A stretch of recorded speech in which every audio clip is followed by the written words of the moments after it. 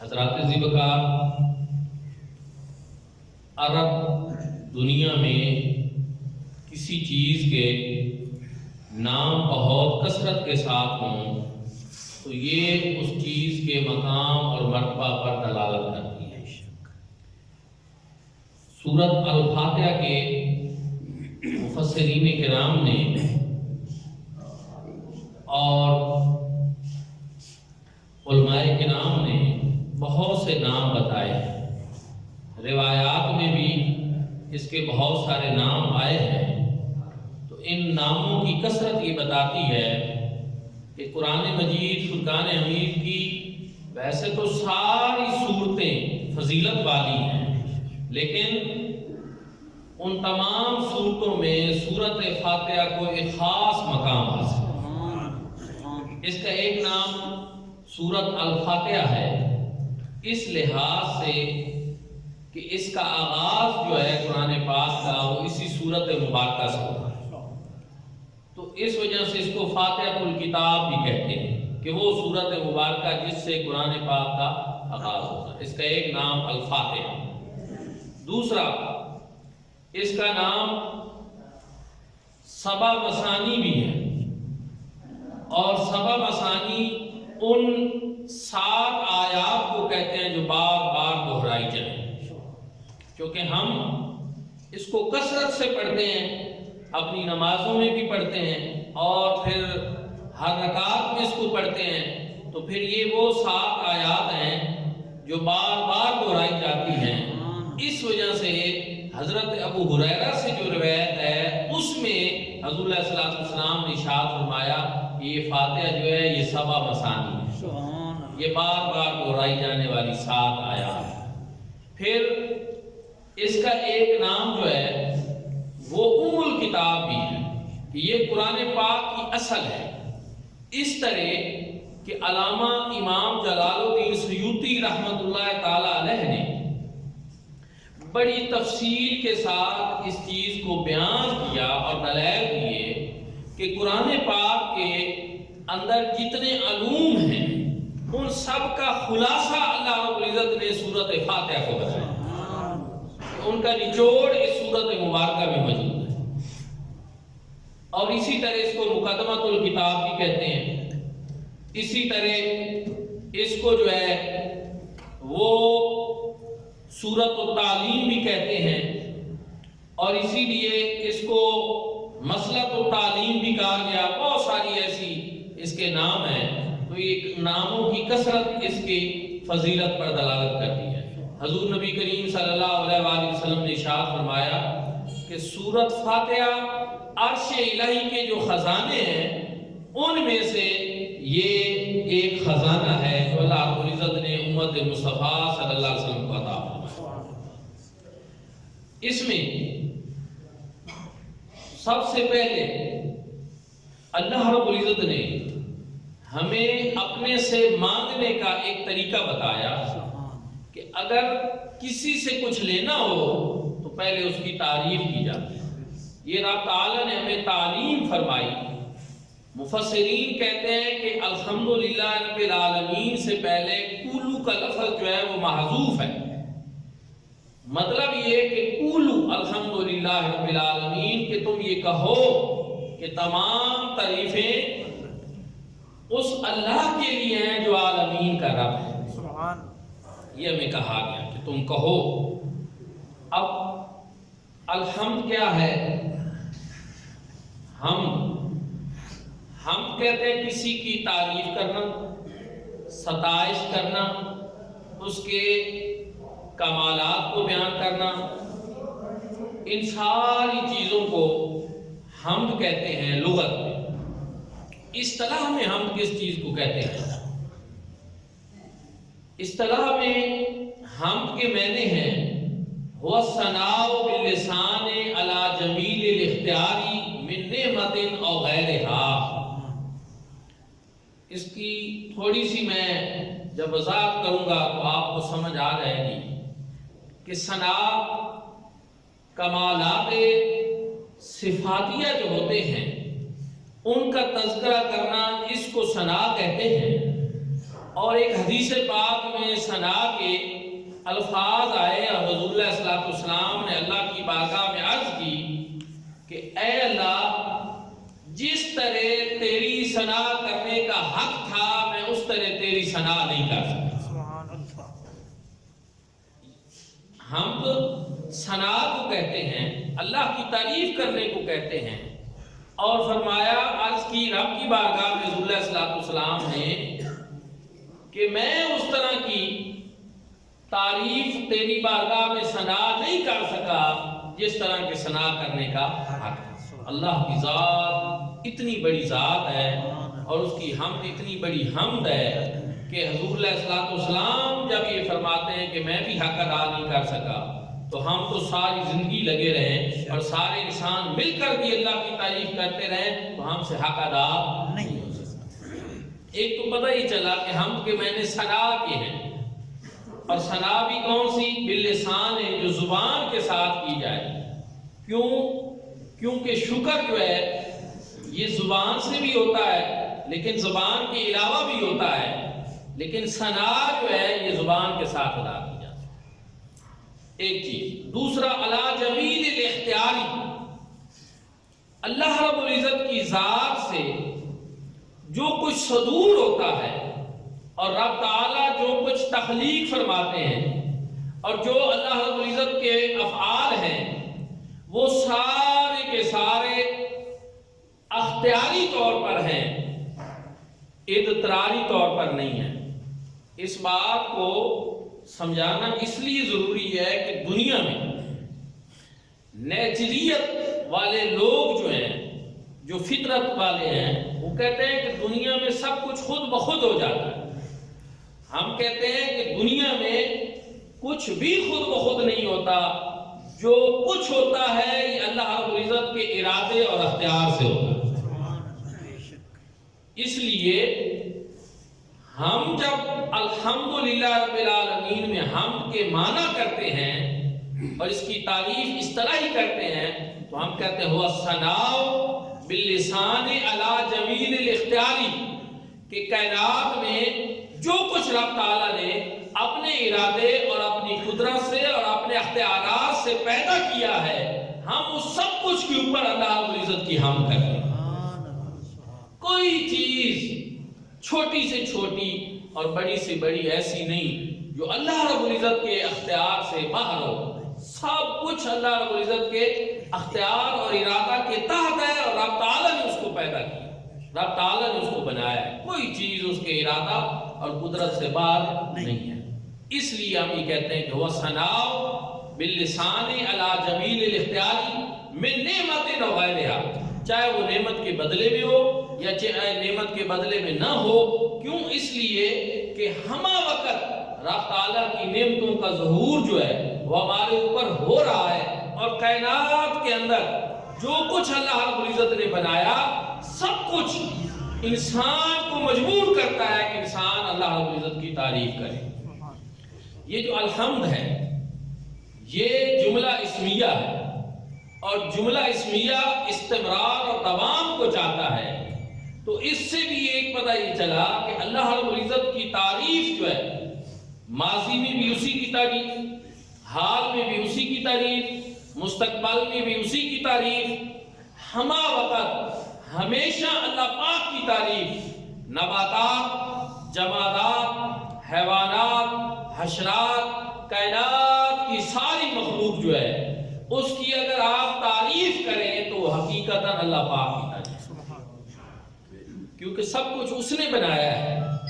کسی خوبصورت بلڈنگ کی تعریف کرنا یہ اس کے بنانے والے کی تعریف ہوتی ہے، اس لیے کسی خوبصورت نظارے کی تعریف کرنا، آپ باقی سون میں تو بہت سارے حسین قدرتی مناظر ہیں اور انسان جب ان چیزوں کو دیکھتا ہے تو زبان بے ساختہ پکار اٹھتی ہے سبحان اللہ۔ تو یہ کیا چیز ہے؟ یہ ان نظاروں کی تعریف کرنا یہ حقیقتاً اللہ پاک کی تعریف ہے، اس لیے کہ الحمد کے اوپر یہ الف لام جو ہے، الف لام کی دو قسمیں ہوتی ہیں، یا یہ جنس کا ہوتا ہے یا استغراق کا ہوتا ہے۔ تو جنس سے تعریف یعنی تعریف کی جتنی جنس ہے وہ ساری کی ساری اللہ کی لیے. اس لیے ہم کہتے ہیں، اس کا ترجمہ کرتے ہیں کہ تمام تعریفیں اللہ کے لیے. اور مفسرین نے کہا کہ الحمدللہ رب العالمین میں الف لام جنس کا ہو یا استغراق کا، دونوں معنی اللہ پاک کے لیے مراد لیے جا سکتے کہ جنس کے لحاظ سے بھی تمام تعریفیں اللہ کی ہیں، اور فرد کے لحاظ سے بھی جتنی تعریفیں ہیں وہ اللہ رب العزت کی ہیں. جتنے بھی فرد جو ہیں وہ تعریف کے پائے جاتے ہیں وہ سب کے سب اللہ رب العزت کے لیے ہیں. تو کائنات کا ذرہ ذرہ، کائنات کا چپا چپا، جو کچھ ہے، جس کی بھی آپ تعریف کریں وہ اللہ رب العزت کی تعریف. اسی وجہ سے ہم حضور نبی کریم صلی اللہ علیہ وآلہ وسلم کی تعریف کائنات کی باقی ساری چیزوں سے زیادہ کرتے ہیں. باقی چیزوں کی تعریف بھی کی جائے تو اللہ پاک کی تعریف ہے، لیکن ہم کائنات میں جتنی باقی اشیاء ہیں ان سب سے بڑھ کر حضور نبی کریم صلی اللہ علیہ وسلم کی تعریف کرتے ہیں. اس لیے کہ اگر کائنات میں کسی حسین نظارے کو دیکھ کر اس کی تعریف کی جائے تو یہ اللہ کی تعریف ہے. تو اللہ رب العزت کی تخلیق کا جو شاہکار ہیں اور جو شاہکار قدرت ہیں وہ مصطفیٰ کریم صلی اللہ علیہ وسلم. کائنات میں جو کچھ ہے وہ حضور علیہ السلام کے طفیل میں نصیب ہوا ہے. اس لیے پھر ضرورت اس بات کی ہے کہ وہ ہستی پاک جن کی وجہ سے اللہ رب العزت نے کائنات میں سب کچھ تخلیق فرمایا ہے، اس ہستی پاک کی اللہ پاک کے بعد سب سے بڑھ کر تعریف کی جائے، تاکہ اس سے اللہ رب العزت کی تعریف جو ہے وہ خود بخود ہوتی چلی جائے. دوستان ذوالفقار پھر اس میں ہے الحمدللہ. یہ لام اللہ رب العزت کے لیے ہے، خاص ہے یہاں پر اللہ رب العزت کے لیے یہ تعریف. اور یہاں پر یہ اللہ رب العزت کا اسم ذاتی ہے. اور پھر اللہ رب العزت نے آگے اپنی صفات بھی بیان فرمائی ہیں، لیکن یہاں اپنا اسم ذاتی بھی ذکر فرمایا اور پھر آگے ارشاد فرمایا رب العالمین. یہ رب جو ہے یہ کیا چیز ہے؟ رب کا ایک معنی مالک ہونا ہے، رب کا ایک معنی پروردگار کے ہیں، پالنے والے کے ہیں، تربیت کرنے والے کے ہیں. اور حضور غریب نواز حضرت ضیاء الامت جسٹس پیر محمد کرم شاہ الازہری رحمۃ اللہ تعالی علیہ نے اپنی شورا آفاق تفسیر ضیاء القرآن میں علامہ سید محمود علوسی رحمۃ اللہ تعالی علیہ کی تفسیر نور المعانی کے حوالے سے لکھا، جو معنی کہ تبلیغ شیء الی کمالہ بحسب استعداد الازلی شیئا فشیئا، کہ کسی چیز کو درجہ بدرجہ مرتبہ کمال تک پہنچانے والی ہستی کو رب کہتے ہیں. درجہ بدرجہ مرتبہ کمال تک پہنچانے والی ہستی کو رب کہتے ہیں. دوستان ذوالفقار، اگر میں آپ کو ایک آسان مثال کے ذریعے بات سمجھانا چاہوں تو آپ کو زیادہ جلدی سمجھ آ جائے گی کہ رب کی تعریف کو سمجھنے کے لیے انسان اپنے اوپر غور کرے. آپ اور میں 100 سال پہلے آپ اور میں سے کسی کا وجود نہیں تھا اور ہمارا ذکر بھی نہیں تھا. صرف وجود ہی نہیں، ہمارا ذکر بھی نہیں تھا. دنیا میں 100 سال پہلے کسی کو نہیں معلوم تھا کہ اس نام کا کوئی بندہ دنیا میں آئے گا یا نہیں آئے گا. ذکر بھی نہیں ہے، کچھ بھی نہیں ہے، وجود بھی نہیں ہے، ہم عدم میں تھے. دوستان ذوالفقار، پھر اللہ رب العزت نے ہمیں عدم سے وجود بخشا. کس طرح؟ قرآن پاک میں رب تعالیٰ نے ارشاد فرمایا حل اتی علی الانسان حین من الدہر لم یکن شیئا مذکورا، کہ کیا انسان تیرے اوپر ایک ایسا وقت نہیں گزرا کہ تو کوئی قابل ذکر چیز ہی نہیں تھا، تیرا کہیں تذکرہ ہی نہیں تھا. اور پھر کیا ہوا؟ فرمایا انا خلقنا الانسان من نطفۃ امشاج، فرمایا پھر ہم نے، بے شک ہم نے انسان کو مخلوط نطفہ سے، یعنی ماں اور باپ کے ملاپ سے جو ہے، ان کے واسطے اور وسیلہ سے جو ہے انسان کو پانی کی ان 2 بوندوں سے پیدا کیا. دوستان ذوالفقار، اب کیا ہے؟ ماں کے پیٹ میں انسان، اس کا لوتھڑا بن رہا ہے، علقہ بن رہا ہے، مدغہ بن رہا ہے، جسم اس کو مل رہا ہے، ہڈیوں کا ڈھانچہ بن رہا ہے. ماں کے پیٹ میں اب بچے کو آکسیجن کی ضرورت ہے، وہاں رب تعالیٰ پہنچا رہے ہیں. انسان کو اس بات پہ غور کرنا چاہیے کہ آج ہم کہتے ہیں اگر ہم نے دنیا نہ کمائی تو ہم کھائیں گے کیسے، لیکن ہم یہ نہیں سوچتے کہ ماں کے پیٹ میں بھی آکسیجن پہنچتی تھی، غذا پہنچتی تھی، رزق پہنچتا تھا، وہاں پہ بھی یہ سارے سلسلے ہوتے تھے، اور کون پہنچاتا، کس کی یہ ڈیوٹی تھی، کس طریقے سے پہنچتا تھا۔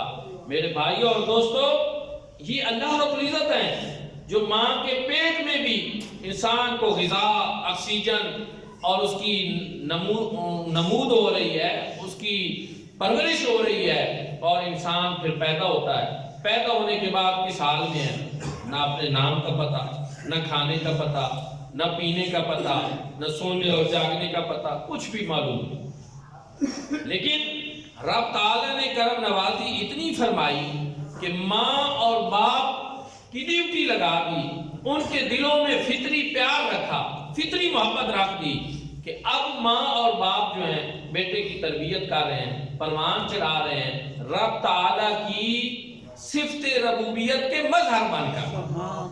رب تعالیٰ نے ان کی ڈیوٹی لگائی، یہ ان کے دل میں ڈالا، اور وہ اب بچہ ہے، آواز بولے کسی اور کو سمجھ نہیں آتی، لیکن ماں کو اس وقت بھی پتہ چل جاتا ہے کہ اب اس کو پیاس لگی ہے، یا اب اس کو بھوک لگی ہے، یا اب اس کو کیا کرنا ہے۔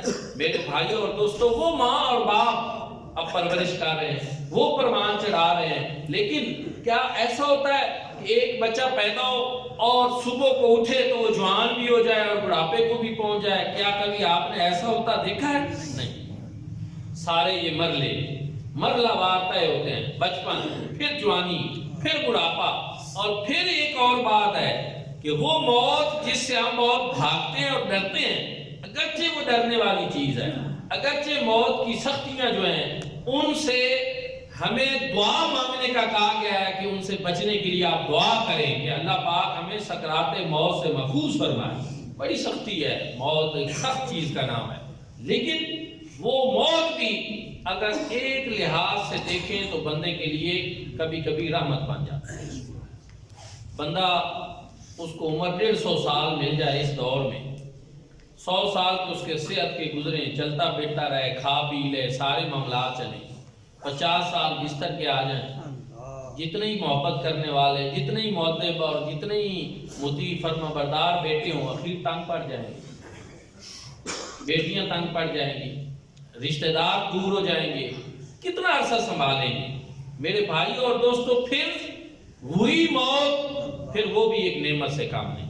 یہ سارے مرلے کہ انسان کا ذکر ہی نہیں تھا، رب تعالیٰ نے عدم سے وجود بخشا، ماں کے پیٹ میں غذا پہنچائی، بچپن آیا، پھر اس کو بچپن میں آگے پروان چڑھنے کے لیے جو جو ضروریات تھی رب تعالیٰ نے مہیا فرما دی، جوانی کو پہنچا، بڑھاپے کو پہنچا، پھر موت نے آ لیا۔ یہ زندگی کے سارے مرلے بتدریج جس ہستی نے طے کرایا درجہ بدرجہ، تو کہتے ہیں تبلیغ و شے الی کمال ہی بحسب استعداد العلی شیئن فشیا، کہ وہ ہستی جو کسی بھی چیز کو درجہ بدرجہ مرتبہ کمال تک پہنچانے والی ہو، اسی ہستی کو رب کہتے ہیں۔ سبحان اللہ، وہی ہمارا رب ہے، وہی ہمارا پروردگار ہے، اور وہی ہے۔ اور ایک اور بات کہ رب تعالیٰ نے یہ نہیں فرمایا کہ میں رب ہوں صرف مسلمانوں کا، رب المسلمین نہیں، رب تعالیٰ نے فرمایا میں رب العالمین، میں تمام عالمین کا رب ہوں۔ اور اس میں ایک یہ بھی پتہ چلا کہ رب تعالیٰ کی یہ ربوبیت جو ہے، اس کا فیض کسی ایک قوم کے ساتھ خاص نہیں، کسی ایک قبیلے کے ساتھ خاص نہیں کہ صرف ہند والے تو فائدہ اٹھائیں، سندھ والوں کو کوئی فائدہ نہ پہنچے، افغانی تو رب تعالیٰ کی ربوبیت سے مستفیض ہوں اور عراق والے معروم رہ جائیں۔ نہیں، کائنات عالم میں جو کچھ بھی ہے، اگر اللہ رب العزت کے احکامات کی پیروی کرے اور اطاعت بجا لائے تو کائنات عالم کی ہر چیز کو رب تعالیٰ کی ربوبیت سے فائدہ حاصل ہو، کیونکہ اس نے اپنا تعارف جو ہے وہ کسی خاص قوم اور قبیلے کے رب ہونے کے لحاظ سے نہیں کرایا، بلکہ اس نے اپنا تعارف کیا کرایا کہ الحمدللہ رب العالمین، کہ تمام تعریفیں اس اللہ کے لیے ہیں جو عالمین کا رب ہے۔ اللہ رب العزت کی ذات کے علاوہ جو کچھ کائنات میں ہے وہ عالمین میں شامل ہے، اور سب کے لیے رب جو ہے وہ اللہ رب العزت کی ذات ہے۔ کائنات کی ہر چیز کو مرتبہ کمال تک رب تعالیٰ پہنچاتے ہیں۔ ہماری گندم کی فصل ہو، آپ اسی کو دیکھ لیں، گندم کا دانہ ہے، اس کو زمیندار جا کر زمین میں ایسے ہی بو کر آ جاتا ہے، لیکن کبھی اس نے دیکھا کہ اس دانے کے اوپر، ہر دانے کے اوپر ایک کیل سا ہوتا ہے، اور اس کیل سے ہی اس کی نمود ہونی ہوتی ہے، اور وہاں سے اس کی شاخ پھوٹنی ہوتی ہے، لیکن کیا کبھی اس کو کوئی سیدھا کر کے آتا ہے کہ اس کا رخ ہم اوپر کریں تاکہ اوپر کی طرف نکلے؟ حالانکہ کئی مرتبہ اس کیل کو اس کا رخ نیچے کی طرف ہوتا ہے، لیکن گندم کا پودا پھر بھی اوپر کی طرف نکلتا ہے۔ چاہیے تو یہ ان لوگوں کے لیے نا جو یہ کہتے ہیں کہ ہر چیز فطرت پہ ہوتی ہے، خود بخود ہوتی ہے، خود بخود ہوتی تو پھر اس کا رخ نیچے کی طرف ہے تو پودا نیچے کی طرف جانا چاہیے تھا، جڑیں اوپر آ جانی چاہیے تھی، لیکن نہیں، یہ میرے رب کے انتظامات ہیں، کوئی چیز اس کے ارادے اور اختیار کے بغیر ہو ہی نہیں سکتی۔ ہم جس طرح جا کر بو آتے ہیں، رب تعالیٰ اپنی قدرت کاملہ سے جس طرح چاہتے ہیں پھر اس کو اسی طرح اوپر اٹھا، پھر یہ نہیں کہ صرف ایسے بیج جو ہے اگ آیا اور راتوں رات فصل تیار ہو گئی، نہیں، پھر سورج کی چاند کی روشنی سے پھلوں میں رس بھرتا ہے اور پھر سورج کی روشنی سے وہ پھل پک جاتے ہیں، وہ ہمارے لیے تیار ہوتی ہے، اور کئی مرحلوں سے گزر کر وہ فصل جو ہے تیار ہوتی ہے۔ ساری چیزیں کائنات عالم کی جتنی ہیں یہ بتدریج ہیں، ان کو درجہ بدرجہ مرتبہ کمال تک پہنچانے والی ہستی کو رب کہتے ہیں۔ اچھا، اسی طرح آپ اگر انسانیت کو دیکھیں، انسانیت بھی ایسے نہیں تھی، انسانیت پہلے کہاں سے شروع ہوئی اور اب ترقی کے کس دور پہ پہنچ رہی ہے، اور جس طرح انسانیت تھی اللہ رب العزت نے اسی طرح کے انبیاء کرام بھیجے۔ آج سائنس، ٹیکنالوجی اور جدید دور تھا اور بڑی ترقی تھی، اللہ رب العزت نے ہمیں نبی بھی ایسا عطا، پیغمبر بھی ایسا عطا فرمایا کہ سائنس، ٹیکنالوجی، دنیا جتنی حیرت انگیز ترقیاں کر لے لیکن وہ مصطفیٰ کریم صلی اللہ علیہ وآلہ وسلم کی گرد راہ کو بھی نہیں پہنچ۔ اور میں یہاں پہ یہ کہوں گا کہ نبوت بھی اللہ رب العزت نے درجہ بدرجہ، نبوت بھی حضور علیہ السلام پہ مرتبہ کمال تک پہنچا، نبوت بھی اللہ رب العزت نے حضور علیہ السلام پہ مرتبہ کمال تک پہنچا دی۔ اب نبوت اپنے عروج پہ پہنچ چکی ہے، حضور علیہ السلام معراج فرما چکے ہیں، نبوت اپنے عروج پہ پہنچ گئی ہے۔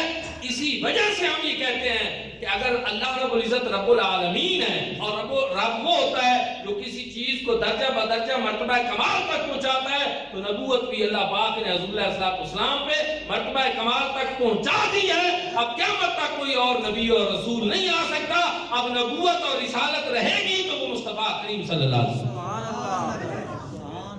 اسی طرح ہمیں قرآن پاک کی اسی آیت کریمہ سے یہ پتہ چلا کہ رب تعالیٰ اسی طرح درجہ بدرجہ چیزوں کو مرتبہ کمال تک پہنچاتے ہیں، تو آسمانی صحیفے اور کتابیں جو تھیں ان کو بھی درجہ بدرجہ رب تعالیٰ نے مرتبہ کمال تک پہنچایا، اور قرآن اب ان میں سے مرتبہ کمال تک پہنچ چکا ہے۔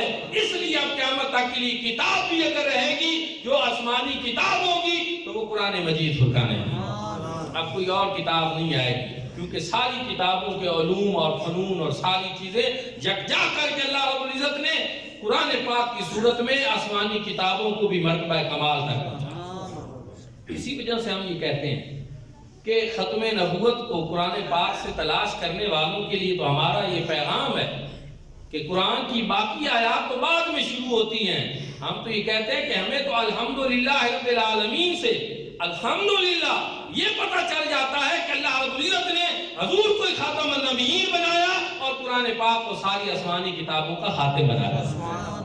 اب نہ کوئی اور کتاب آنے والی ہے اور نہ کوئی اور نبی اور رسول آنے والا ہے، تو یہ ہمیں کہاں سے پتہ چلا؟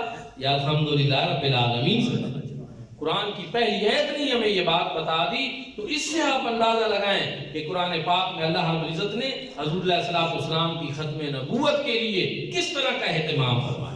اب یہ الگ بات ہے کہ ہر بندہ پا نہیں سکتا، لیکن اللہ رب العزت نے قرآن میں سارے علوم اور فنون رکھ دیے۔ جو جستجو کرتا ہے، جو کوشش کرتا ہے، جو تلاش کرتا ہے، تو اس کو تو قرآن کی پہلی آیت سے ہی اتنے معنی اور مفہوم مل جاتے ہیں کہ جتنا انسان تصور بھی نہیں کر سکتا۔ آخری بات یہ ہے کہ یہ فاتحہ شریف جو ہے، اس میں اللہ رب العزت نے حضور نبی کریم صلی اللہ علیہ وآلہ وسلم کو ایسا خزانہ عطا فرمایا، فرمایا کہ عرش کے خزانوں میں سے خزانہ ہے، اور اس کا ایک نام اشفا بھی ہے۔ کہ اس سے مریضوں کو صحت ملتی ہے. جس کو یہ پڑھ کر دم کر دیا جائے وہ بیمار ہو تو اللہ پاک اس کو شفا بھی عطا فرمائے. اتنی رحمتوں اور برکتوں والی ہے. تو دعا ہے کہ اللہ کریم ہم سب کو بھی اس صورت مبارکہ کے فیوز و برکات نصیب فرمائے. آخر دعوانا الحمدللہ.